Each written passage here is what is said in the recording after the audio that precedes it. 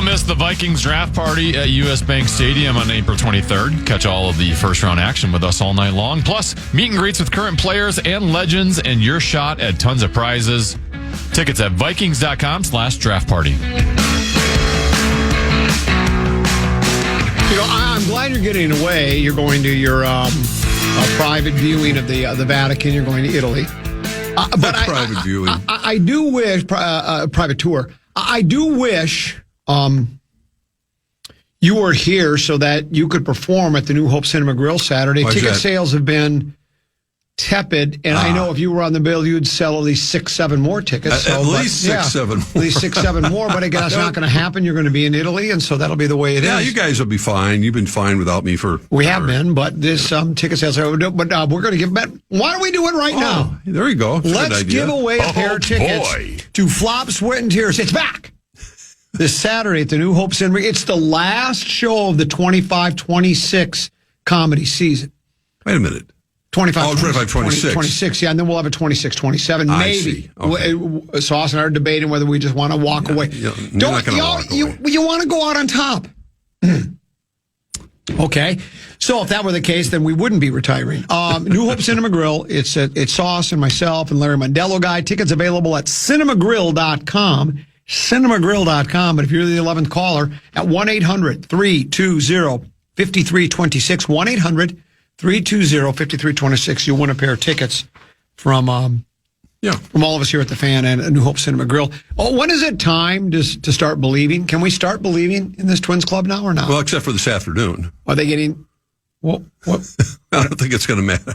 What's happening? They're getting thumped this afternoon at 7-1 Boston. I'm done with this club. You get your hopes up. I knew you'd say that. You win 8 of your last 9, and you're thinking, here we go, and all of a sudden, the bubble is burst. Austin Martin hit a home run in the first inning. You're thinking, here we go. I call him Ozzie Martin myself. Ozzie, yeah. So that was it. But that's been it. I was bound,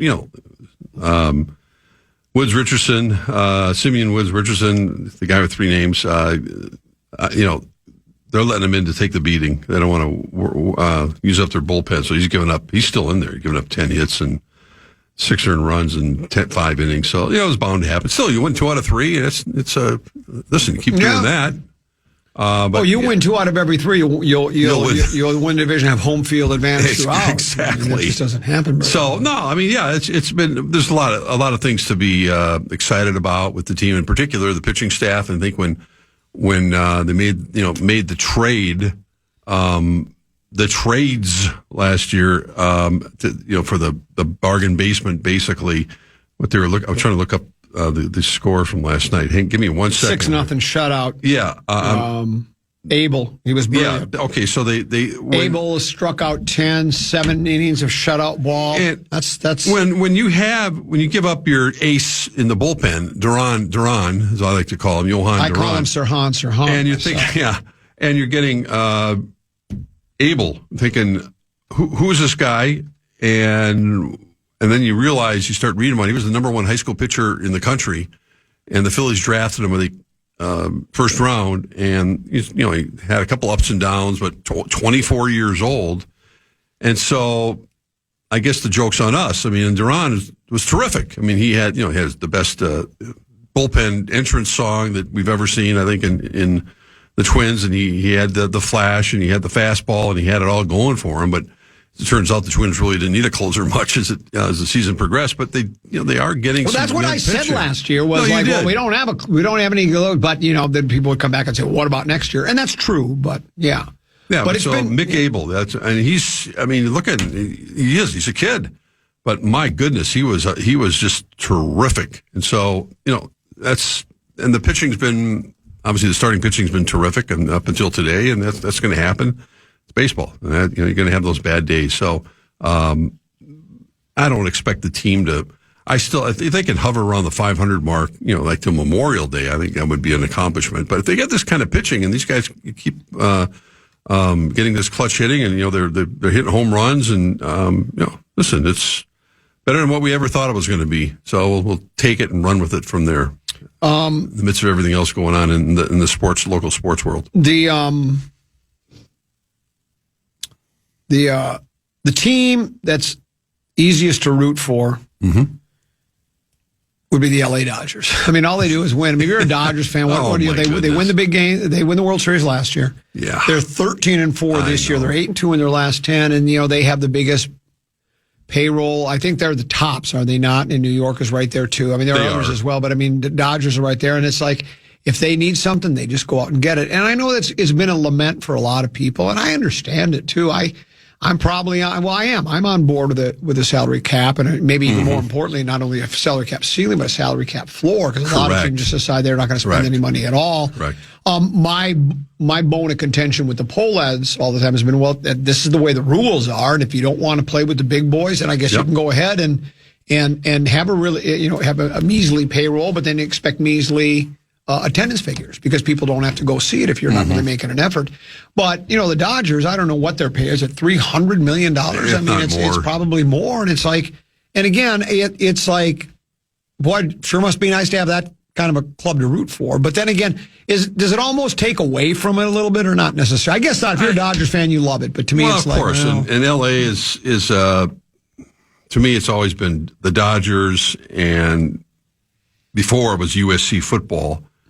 And, I think the afterthought, I mean, and they got two football teams there, and I still don't think that they're really hot on the sports landscape like other cities. So it's just so spread out there. You never feel like you're part of the community because it's Los Angeles. But the Dodgers have always they're still playing the same ballpark as they did when they moved to Los Angeles from Brooklyn. This on Jackie Robinson Day. Was it called Chavez Ravine? Yeah. It's still, it's like it's in a weird place in L.A. It's really hard to get out of. But when you have Shohei Ohtani pitching like he is tonight, and they're playing the Mets, guess what? There won't be an empty seat in the place. I mean, that's just the way it is. And you got a unique player like Ohtani that's setting the bar so high for having the ability to pitch like he's able to pitch, and of course is hitting and the power and everything else. It's just astonishing that we're watching greatness that we really have never seen before from that level of both pitching and hitting. That I can't. There's no one to compare him to that I can think of that did it both. And of course, the Dodgers end up with him after being in the American League for a while with the other LA team. Well, you talk about the Mets. Nolan McLean for the Mets. Mm-hmm. These numbers are astonishing. It says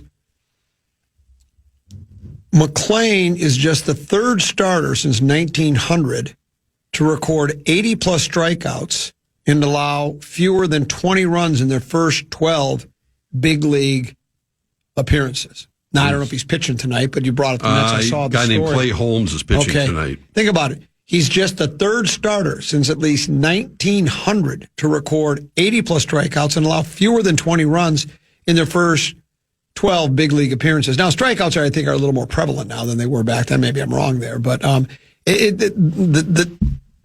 there's still a lot of talent across Major League Baseball, and it's not all just bought. I mean, the Mets have a big payroll too, but I mean, they do, and they're not a very good team right now, just record wise. But yeah, they've spent a ton of money trying to keep up with the Yankees. It's always in New York. It's always that kind of unspoken, not even unspoken. It's spoken. I mean, you're either a Met fan or you're a Yankee fan. You're not going to be both. It's like White Sox and Cubs. You can't be both a White Sox and a Cubs fan.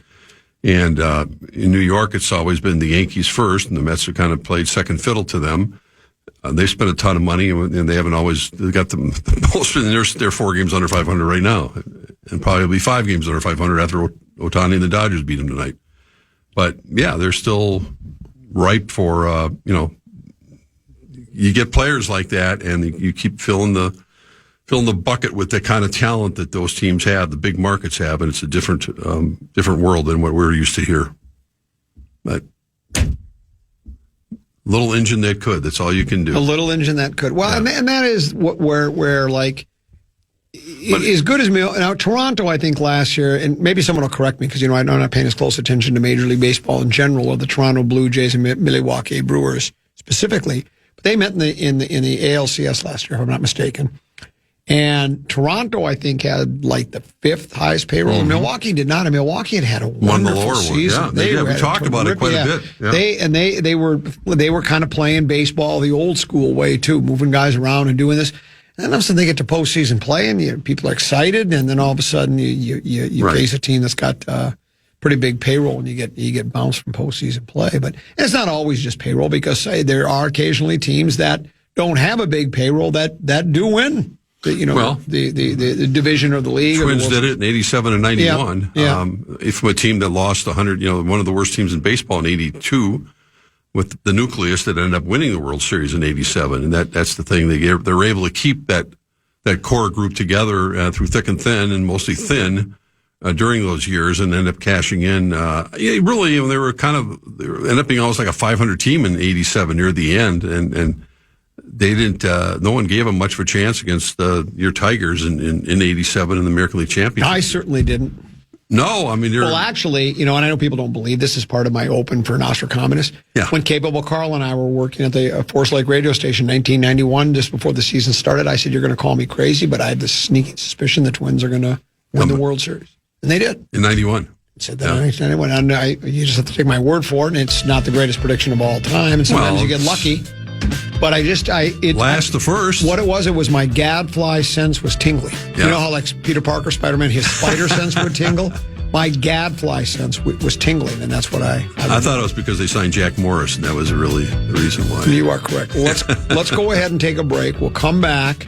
And we got plenty more to get to with the playoffs starting in both the NBA and the National Hockey League. We'll do that next here on the Common Man program with Mark Rosen and Tennessee on the Fan.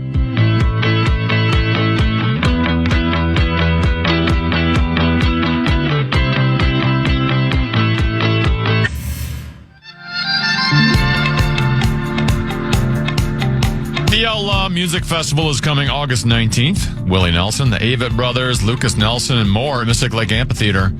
Tickets are available now. Get the full details at KFAN.com keyword calendar. I will be going to a show at the new Mystic Lake Amphitheater. I'll be going to see the Guess Who.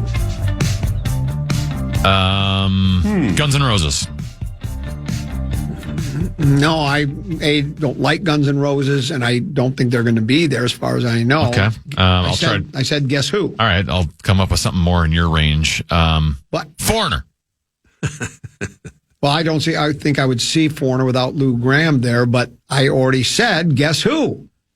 Well, yeah, Willie Nelson. How about Willie Nelson? He's going to be there. Well, I'd like to, but I said, guess who? Well, there's literally tens of thousands of bands out there. You just expect me to figure it out? This place sometimes. My head hurts from that. Yeah. The name of the band is This Place Sometimes? Yes, that's what it is. Do you know who did a song called This Must Be the Place? No. Talking Heads. So anyway, the three of us are talking heads right now, I guess. Have you changed your mind? I think you picked Denver and...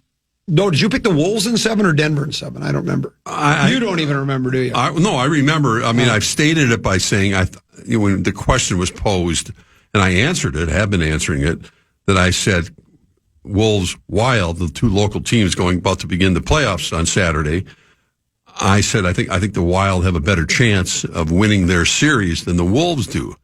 Now, I could couch that by saying I still think the Wolves and Denver are going to be a 7-game series. The Wolves are underdogs for good reason, but they're certainly capable of winning it. I'm not making a prediction no. I mean, I think Denver is a better team overall, but not by much. Not by much. And I think it's a true rivalry that they have. I mean, it is in playoff basketball, as we saw I watched some of it last night, even with the play-in games. Are they doing that nonsense right now? It's not nonsense. No, there's 2 last night. Yeah. Yeah, there were some really nonsensical. Well, you could. And I don't understand. You can criticize and those teams aren't going anywhere. Well, they're probably not, but they played like they were going somewhere. What I'm saying, the difference between watching a regular season game and watching the games last night were day and night. I mean, not every single game. We had some that stood out. You can watch some really good third-grade in-house basketball where they're trying real hard, too, tonight. Well, I'm just saying the skill levels. I mean, it was Charlotte, and LaMelo Ball may end up getting suspended. He didn't even get... He pulled a Draymond Green, and he literally tripped Bam Adebayo last night and took him out of the game early. Who won, Clips or Warriors? They played tonight. Oh, they played tonight. Okay. Yeah, Charlotte came back and threw because of a miraculous 3-pointer, not miraculous, but a really tough 3-pointer that put it to overtime. Right. But Miami was missing, arguably their best player, and I think the league's going to suspend LaMelo. But we'll see about, But LaMelo, they're not did going LaMelo anywhere. grab his ankle and twist it or something? He pulled it. Pulled his ankle. And he fell down on his back. And that was it. That was the end of the game for him. And so Spoelstra, the head coach, was none too happy after the game. And, I think the league, the refs didn't do anything when it happened. And like I said, if that had been Draymond Green, he would have been not only thrown out of the arena, he would have been thrown out of the city before the next whistle. But LaMelo got away with it, and the ref's looking right at it. I don't know what he was looking at, but we'll see what the league does. Meanwhile, your guy, Anthony Edwards, met the media today. Oh, he did. And he had some interesting things to say. First of all, maybe he's on that same eating plan as you, because he said he's dropped like 10 pounds. He's in maybe the best shape of his life. He feels really good about that. But then here's the part, just the I was common. going to say, when I heard he lost 10 pounds, I don't know if that's a good thing or a bad thing. Well, are you losing muscle? I don't think so. He said it's just with all the injury stuff he's been dealing with. He got his body fat down he said that he now weighs 218, which he says the lightest he's been since college. That means he's down about 8 pounds from the middle of the season. But he says it's a body fat thing. It's not, Did he have body fat on him? Well, I mean, if you look at his, he's very sculpted to me. I thought I heard, I don't know if it was Edwards. It was one of the local athletes who was talking about he needed to change his diet up a little bit because he still liked eating. Some of these guys are, only maybe 23 years old. They still feel like they can eat whatever they want. And when we're all 23, most of them can. Deuce runs like 10, 12 miles almost every day. He can eat anything he wants. Right. He doesn't well, gain. of course. No, and he's how old, Deuce? He's 23. That's what I'm saying. That helps too. But Edwards was also asked, this is the common man's philosophy pretty much all year. At the beginning of December, this is Dane Moore, I think, talking with him. Anthony Edwards said it felt to him like the Wolves were, quote, waiting around for the playoffs, right? We've talked about that often. Asked Edwards today if it felt that way for most of the regular season. Here's his quote. Yeah, it felt like that at times, like we were just trying to get through the season to get to the playoffs. But here we are right now, and all the other excuses are out the window, so it's time. Yeah. So it feeds into that narrative about that's why I don't just get there. And you know what? All will be forgotten. I think I'm the only one that complains about that. I've never heard another member of the basketball community complain about the lack of effort by the Wolves. They don't care because all they have the end game in sight. They have, once we get to the playoffs, all they care about. And you know what? At the end of the day, all will be forgotten if the Wolves win the National Basketball Association championship. But I just don't like the idea of the regular season, even though, half the teams get in each conference, right? So, and you're going to get in because you're in that top half of the conference. But it's like, it would be like going to a Broadway play and having the actor say, I'm just going to mail it in today. I don't really feel like you still want to see them put out their best effort. When Sauce and I take that's probably a bad example. Don't go there. When Sauce and I take the stage and Larry Mondello guy on Saturday at the New Hope Cinema Grill, it might be funny, but guess what? We're going to break a leg. We're going to give you everything we've got. And I would just expect that from professional athletes. I don't think the Wolves are an outlier when it comes to this whole thing because we watch them more because they're the team we watch the most. Excuse me. But again, going back to last night's game in particular, I didn't stay up and watch the Phoenix game. I did watch a lot of the Charlotte game with Miami, and hell of a game, I heard. The intensity level, it was, I know it's a play-in game, and, as it turns out, Miami gets eliminated now, but it was so different than watching. If you watch Charlotte, I would tune in to watch Charlotte play Miami. It was, I've had 800 other choices probably in a regular season game.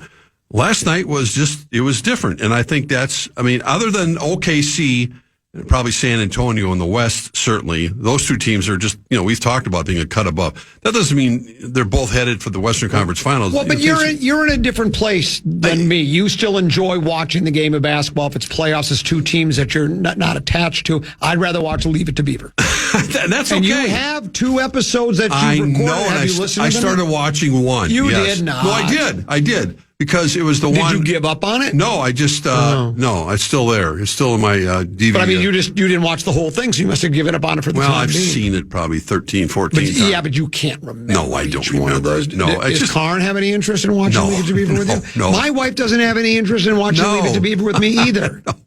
Well, let's watch it. No. We could make some kind of a record like you and Don Shelby. Watching Leave It to Beaver episodes? Yes.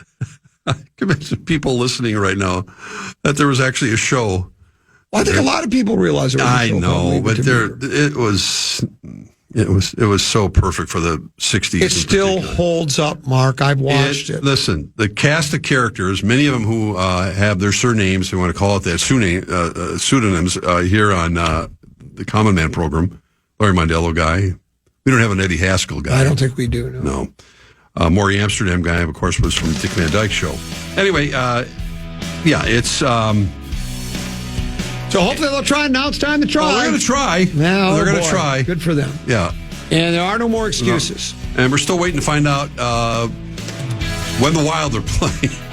Yeah, I mean... Nobody's announced that. Just the whole Wild World schedule's been announced. Kennedy Wild, says that... The season's not over. I know, I understand that. Everybody seems Everybody seems to think that the tea leaves are pointing toward a Saturday game, maybe sometime between 1 and 5. Isn't today Wednesday? Why isn't the season over already if the playoffs are starting Saturday?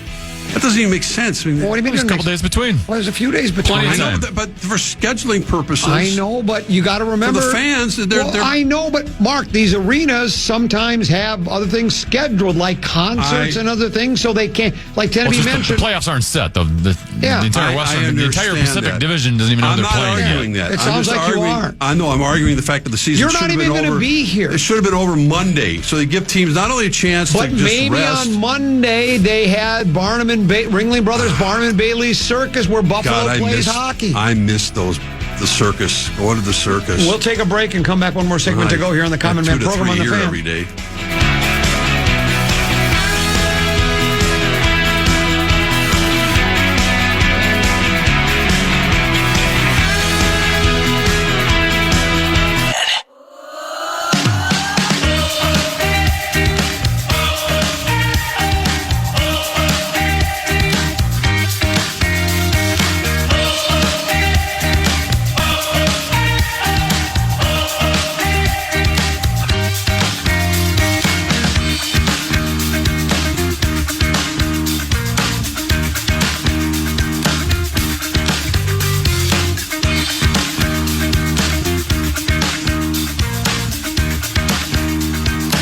Couple 13-14 pastime. Common. He is 10-B. Mark Rosen here as well.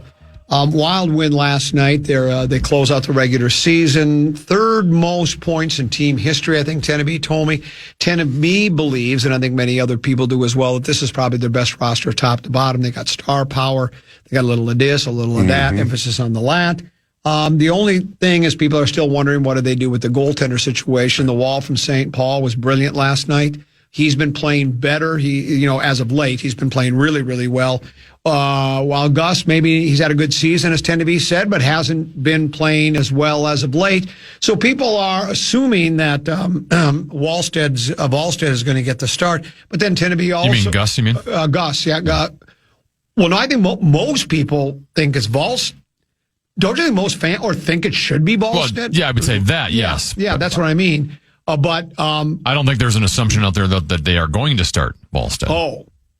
No, I agree with that. I think it's still, who knows what John Hines and his staff are thinking. Well, then I guess I'm on an island all by myself. I'm with you. If you don't start ball, it's preposterous. No, I'm saying there are people that believe that Wallstead should start. We're not saying we believe that they will start him. Well, what I'm saying is I'm on an island alone because, they should and they will. I mean, how do they not? It would be crazy if you don't.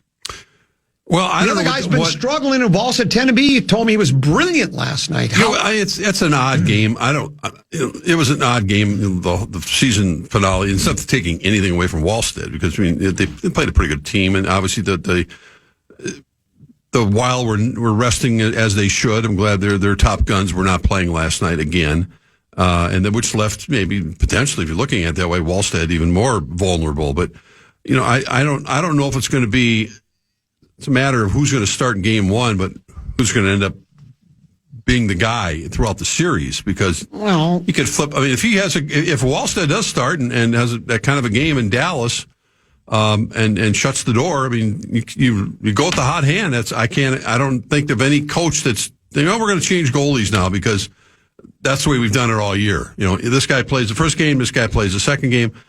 I mean, if he stands on his head and that's the main reason why the Wild win game one, well, he's going to start game two. They better. I mean, I can't imagine why. I think that's obvious. Yeah, that's the obvious part. But again, listening to Wes Walz yesterday, he still felt in his heart of hearts that the Gus Bus might get the start. Well, and that's why I guess let me. I don't know why. I don't know if he explained it. But I guess this is what I'm trying to say. I guess the way I'm looking at it is that if you went to somebody and said, "Hey, here's how this guy's playing. Here's how that guy's playing. Who do you think they're going to start?" What I say, most people would say, "Well, they're going to start Wallstead." And then you go, "Well, no, it's still up in the air." And then you'd go, "Well, why would it be up in the air?" That's all I'm saying about assuming. I would just assume with the track record of the two guys as of late. I know, and you know what? Hey. If they start Gus Bus and he's brilliant, that's great. But to start the guy just because he has playoff, you got to get experience. I said this yesterday. I don't think Wallsted's going to get inside the pipe and there's the opening faceoff, and during the entire game he's going to go, "This is the playoffs. I've never been in it before. I'm frozen. I can't make a save." He's not even going to be thinking about it at that point. He's going to be thinking about tracking the puck and where are and making saves. He's not going to be thinking about. I think that inexperienced stuff in most cases, is the most overblown thing. All of these, you can tell me Wallsted's never played in big games before, in junior and high school or whatever. Now I know this is a different level; it's the NHL, but still, these guys don't just cower at the idea that they're in the NHL playoffs. Start them. And I think that I'm not saying you can never overestimate the importance of having a hot goalie, and it's obviously a critical part of what the Wild have to do in order to win this series. But getting back to what Walz was talking about, how the Wild have to have a better power play. They've got to do things they haven't done in recent playoff series, especially against Dallas. I mean, they have to excel the power play, and now they got their point guard, they got their quarterback with Quinn Hughes. He's a. Where does their power play rank tend to be in the league roughly? Do you know an exact number? I know since Quinn Hughes has come along, they're one of the top. Okay, very good. Yeah, and that's my point. Right. Is that he should be the difference maker, because when you watch him, he's a magic man out there. We talked about the guard the Lynx took. I mean, this is what you have to have, that quarterback out there, and he gives the Wild a dimension and an element. They finished third. Okay, that's impressive. You mean overall, that's third best power play all year. Before Hughes was here. Dallas is number 2. Okay. Yeah, interesting. Wow. Well, I mean, it's. Now, do we know how much better it got when Hughes arrived? Like, were they sitting at 8th or 9th? I feel like I heard they were number 1. I feel they might have been the best. Okay, yeah. But I can't give you that for sure. Okay, that would be highly entertaining. That is for sure. I mean, both those rivalries. I mean, it's been. For first round series, you really couldn't ask for more with the Wild and the Dallas Stars. We know the history between the teams, and the Wolves and the Denver Nuggets, and their recent history the last 3 years. It's too bad in some respects, but that's the way the schedules are worked out, and that's the way the league wants it. They want those natural rivals to play right away, and so be it. I mean, go beat them, and then move on to the next round. There are several people, I have to say this, there are several people that are wondering why you won't either say Wolves or Dallas is going to win. I kind of picked. No. I think I picked Denver. Yes, I think I did. Well, who are you picking right now? Who are you picking to win? The first against Dallas and the Wolves. Who are you picking? I mean, between Denver. I get so confused. So you are taking Denver. Dallas. Okay. No, I'm taking Denver too. I mean, and again, I say I don't think it's impossible for the Wolves to win, but I do the old. You have to show it to me. And the regular season has been so, as Ant just said, he admitted we were bored, we weren't interested in the regular season. Okay, so can they flip it like a switch? Maybe they can. I do know this. I think it's going 7. I really do. I think. Okay. And I think you got to give Denver a slight edge, but only because I think. Even though I've said it over and over again, I think the Wolves team is better suited. They have more options that Chris Finch has as far as shaking up the tempo of the game. Defensively, how they're going to surround Joker and try to limit what he does. Not so much just his scoring points, but he's so good at dishing the ball as well. He's a you can say this about a lot of teams when you take off their star. Machine. Denver is not very good when he's not on the floor. No, and you can say that a lot about all the. You take Wembanyama, whatever. But when you take him off, they seem from the people I trust, the people I talk to, the people I read say, when he's not on the floor. So it is like if you can summon out, the Wolves have had trouble slowing down. He's had 4 triple-doubles, except he had in one of those games against the Wolves this year, he missed it, one of the triple-doubles by 1 assist. But if you can slow him down, or I guess you make the case, let him do his damage and limit everybody else. Well, the guy that worries me for Denver, besides, obviously they're starting... Eddie Murray? No. I mean... Tim Hardaway Jr. Tim Hardaway coming off the bench and his three-point shooting. Yeah, he's the X factor that I think that the Wolves have to match with their bench, with Naz Reid and obviously even Bones Highland, those guys who are not bashful about taking 3-point shots. But Tim Hardaway is a 3-point specialist, and he can kill you. I mean, and I think that's the guy that the Wolves have to be concerned about. That when Joker is sitting, and the Wolves have got to find a way of taking advantage of those times. That's when Denver relies a lot on Hardaway to come in and give them that kind of offense. So, I mean, it should be a great series. It really should. And I believe it's going to go 7. And I'll give Denver the slight edge. I said I'd take, I think the Wild have a better chance of winning their first round series than the Wolves. And I hope I'm wrong in that count, but not wrong about the Wild, but, the Wolves can find a way. And it shouldn't be, it's not going to be a disaster. I mean, it will be from a standpoint of like, man, they've got themselves in this situation, and you want to think about getting a chance to play San Antonio in the second round. I mean, they got to go through a juggernaut of powers to even get to the point where they were the last couple of years. I mean, beating San Antonio, my goodness, talking about some heavy lifting. If Wemby's playing like Wemby, it's going to be literally a tall task. Yeah, I don't think there's any question about that. Your Twins club, it does look like they're going to finally fall. Yeah, they are. They maybe they just their arms got really tired from swinging the bats as well as they have been. They're getting destroyed by Boston today. Yeah, may as well. 5-1. They're in bottom of the 7th. 9-1. I'm sorry, a 9-1 in the bottom. Of the 7th. Well, I think they just kind of, like I said, Simeon Woods Richardson is the one pitcher who has not. I mean, kind of kept up with the Joneses, as they say. He's had some struggles, and he certainly did today. But the Twins hasn't kept up with the Abels either. The Abels, no, or the Joe Ryans. No, exactly. Twins got their 1 run and hit a home run. That was their offense kind of getaway day. They got away all right. I think they're still. They only have 2 hits. Yeah, that's it. So back to kind of Simeon's first 2 starts were good. They were okay. Just the third start wasn't great, and this one today. No. Let me ask you a question. They play. Who comes to town? Is it Cincinnati? Let me ask you a question. Yeah. Do you think this is it for the Twins offense? Do you think they peaked? No. Well, they may have. I do not. No. I mean, going into the season, we didn't expect the offense to be very good. Maybe they just had a nice little stretch. Sometimes, the old age of Aquarius, moon's in the 7th house, Jupiter aligns with Mars. How do you know? I mean, their first 3, 4, 5 games, their offense was non-existent. Right. Non-existent. Well, you're only good, as they say, as your next starting pitcher, and so I don't know who they're facing tomorrow. I think they're off tomorrow, and then the Reds that come to town this weekend. I haven't honestly been paying that much attention to the schedule. I've been trying to keep up with the Wolves and the Wild schedules.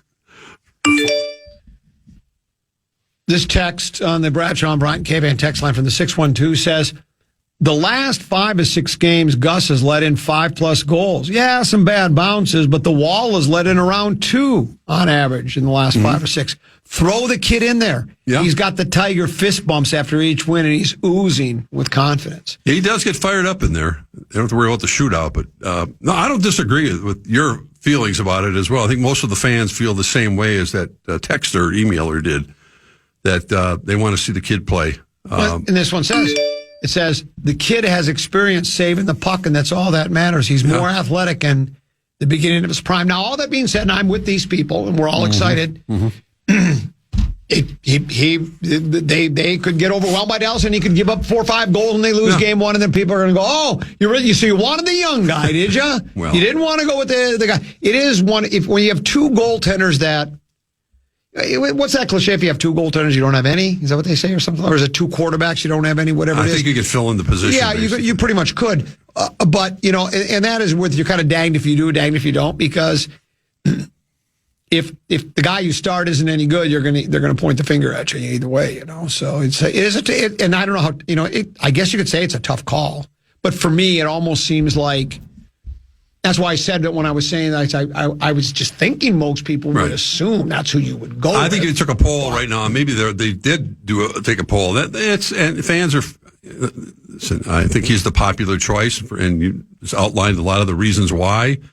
He's plays a little bit more pizzazz, and I think he's been a hotter, goalie of late, and Hines has seen it firsthand, and, they'll make the decision, at least they'll tell the goalie, I'm sure, at least the day before, but they won't probably tell the public until John Hines feels that he's ready to do it. Maybe it's Friday afternoon in Denver when they're, in Dallas when they're skating around and he has his news conference and says, the fans were chanting Wally last night at Grand Casino Arena. Interesting. They love him. Yeah. Well, he was brilliant last night. Yeah. Guys are well rested, that's for sure. They got an opportunity to get off their legs for a little while. Newest member of the WNBA's Minnesota Lynx met the media today. Well, she did. Okay. Yeah. Olivia Miles. And she said, get ready because you're going to be tired. I'm going to ask so many questions and be open-minded. So she's going to be asking a lot of questions. Oh. She says, for women, we have such a short period to play in our career, so I really want to maximize that and really soak up the people around me. This staff is full of just championship culture, championship level players and coaches, and something I'm really excited to be around. So in other words, she's going to ask a lot of questions. Of whom? I mean, just in general? Everybody. That's good. Yeah, she says, That's good. talking about Lindsay Whalen, she says, I can't wait to pick her brain. I literally was looking up Lindsay Whalen highlights the other night to see what kind of dimes you were throwing, refresh my memory. So excited to be here, brings a lot of energy to the club, and well, I think Cheryl Reeve mentioned in her news conference that that she's the first true point guard they've had since Lindsay Whalen, and she's all due respect, it's Courtney Williams. Lindsay was the one who led them to the championships, and she had that pizzazz. We saw it back at the University of Minnesota, and obviously with the Lynx when she came back here. And helped them win a few championships, and now they got themselves another quarterback. We've talked about you got to have one of those to lead your team, and I think they've with this craziness going on with free agency and the signings and the new collective bargaining agreement in the WNBA, a lot of roster changes going around, and big money going around as well for some of the top players. You returned from your trip when? Here. Back to April 30th. Sounds like draft day. Yeah. No, the week after draft. Oh, it's the week after draft. You're going to miss the... Well, that was leading up to my question. This is how I was just leading up to it. So I said, when are you coming back? 30th of April. So when you come back, there will be probably roughly 9 new members to the Minnesota Vikings, maybe less, depending if they make trades, maybe more, who knows. Who do you think the Vikings... I'm not looking for a name of a player, because that's a tough one to do. But what I'm asking is, do you think they'll go offense, defense, and then if they go that, do you think they'll pinpoint a specific position on either? Well, offense or listen, defense? the conventional wisdom is because of the uncertainty of Harrison Smith's situation, and I'm saying his likely retirement, but he hasn't officially made it known, and even if he does come back. Obviously, Harry the Hitman's getting a little longer in the tooth. I mean, the conventional wisdom says, Brian Flores getting another safety. I mean, and what the Vikings love to do with Flores' defense, we all know. He likes to put pressure on the quarterback. And so they're not necessarily geared to, defend the long pass. There aren't a lot of, 40, 50-yard passes that are completed against the Vikings. So I think they're looking for guys that can play the position, obviously tackle well, but also put pressure on the quarterback and blitz like Harry did many, many, many times. So, I think that's what they're going to end up doing. They'll probably take this safety from Oregon. That seems to be the guy that everyone's talking about. But Henry, is that your purple prey guy? The guy from Oregon? What's his name? No, it's not. He's kind of the projected one. Okay. Yeah, he is. But I'm kind of with you. I just think I'm looking at what the Eagles have done all the time and what Offensive line. Yeah, I like offensive line, but. And I think there's some concern, and I don't know how deep it runs inside the building about Christian Darrisaw and just his overall health. I tend to agree with you. I don't think that's... I don't know if they're sold 100% that, listen, it's a tough injury for a big man like that to come back from, even though he's now 2 year and a half out of that injury. And can he give you 17 games at that position? Obviously, they got other people that can fit that bill, but when you look at the importance, and we've seen it time and time again, that interior line. And especially the left tackle. It's the one that protects the quarterback's blind side. I have no problem with them taking someone that they feel, they go on best player available. I don't know. I'm not doing the meat sauce thing. I'm not breaking down. I haven't really spent much time looking at it. Do you think meat sauce has? I don't believe he has. I think he has, actually. Really? I think that's his number one hobby. Sad, really. Preparing for his comedy routine and checking out the NFL draft. Do you think he thinks the best 3 days in sports are day 3 of the NFL draft, day 2 is the second best day, and day 1 is the third best day? He's probably one of those guys, doesn't he? Well, honestly, I think he's more excited about day 1. They go and the 18th overall pick, and they're going to speed it up this year a little bit, right? Then they cut it back, as far as between picks.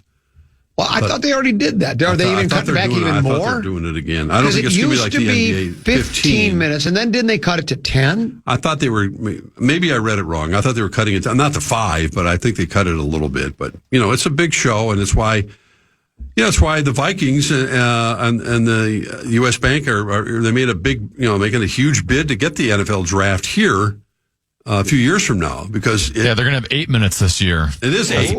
As opposed to 10. Oh, okay. If that's going to make well, second round picks will be 7 minutes. Rounds 3 through 6 will be 5, and the 7th round will be 4 minutes. 2 minutes every for how many teams in the NFL? 32. Yeah, 32 times 2. They'll shave an hour off the show. Yeah, the Mel Kipers of the world will have less time to talk and analyze. Oh no, not that. Anything but that. Do you think Hitman is retiring then for sure? No. I've asked a couple guys, the Bursiches and a few others. He certainly. We all saw the last game here, and he said his goodbyes on the field. It was very, it was emotional for him, and it certainly felt like this was it. He was done. And I don't, they didn't give him, a bass boat and like they did for Bud and a bunch of gifts and all that. It was just more of the emotional feeling like with his teammates. It was emotional for all of us. But there's something that kind of nags. I mean, he may not even start the season. I mean, he may do the old, I don't have to be at OTAs and mini camps and even beginning of training camp. I could show up, and if the Vikings feel they need another player at that position, they could call him in week 5 or 6 and go, get in here. Or he could just say, I'll be there week 1, but I'm not going through all the Odas and stuff. And they'd probably say, that'd be great. They'd be fine with that. And because of who he is and what he's meant to the franchise, he would do it. I don't think any of those players would have writing it off, that's for sure. You're back for one more day before that big old jet airliner takes you over to the Vatican. Will it land at the Vatican? No, I don't think so. I've never been to Rome, so I think there's a big airport there. Last time I just thought maybe you, because you've got that personal. You have a private tour. Well, it's available to everyone. It is. I had to say that. We'll see you tomorrow at 2:00. Yes, sir. Teddy, thanks for having me. Hey, great job. You as well. We enjoyed our visit. See you tomorrow. Big Ticket. JG, they're next right here on the Fan. Good night, folks. And good night, Mrs. Calabash. Wherever you are. I'm a fraud. Yes. Listen back to any of Common Man's programs by podcasting on the iHeartRadio app or KFAN.com.